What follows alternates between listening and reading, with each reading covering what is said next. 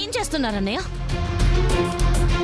మీరు ఒకరి మీద ఒకరు గెలవాలన్న పట్టుదలతోటి కీర్తిని బాధ పెడుతున్నారన్న విషయాన్ని కూడా మీరు పట్టించుకోవట్లేదు. ఏమైంది బావా మీ ఇద్దరికి? ఎందుకు ఇలా ప్రవర్తిస్తున్నారు? ఏంటి సురేష్, ఉన్నట్టుండి కీర్తిని తీసుకెళ్ళిపోతానంటే ఎలా?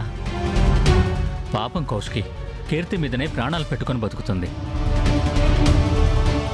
మరి నా పరిస్థితి ఏంటి మావయ్య? నేను నా కూతురు మీద ప్రాణాలు పెట్టుకుని బతుకుతున్నాను.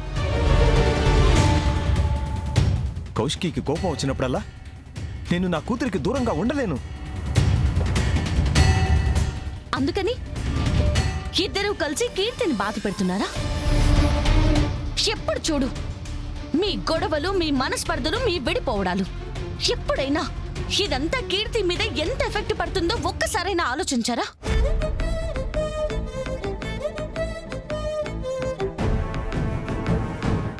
ఈ అమ్మొక్కతి కర్ర విరగనివ్వదు, పాము సావనివ్వదు.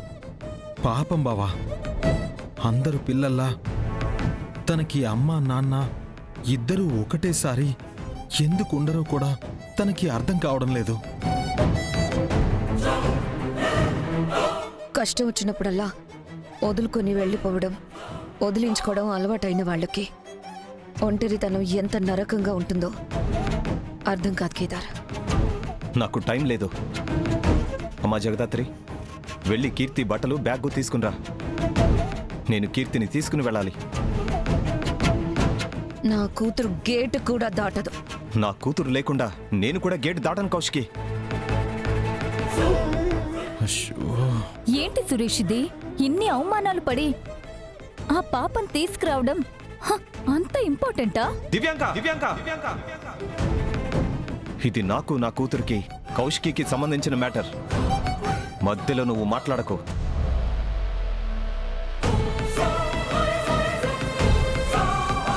మావి గారు, ఈ ఇంటికి పెద్దవారు. ఇప్పుడు ఈ సమస్యకి మీరే ఏదో ఒక పరిష్కారం చెప్పండి. చెప్పడానికి ఉందమ్మా. కీర్తి ఎవరితో ఉండాలనుకుంటే వాళ్లతోనే ఉంటుంది. ఇలాంటి పరిస్థితుల్లో తన సంతోషం తప్ప ఇంకేదీ ముఖ్యం కాదు.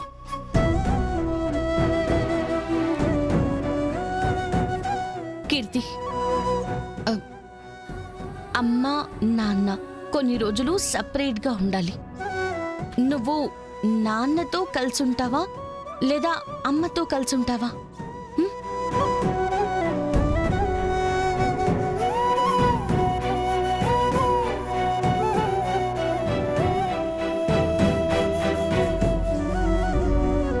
ఇద్దరితో కలిసి ఉంటాను.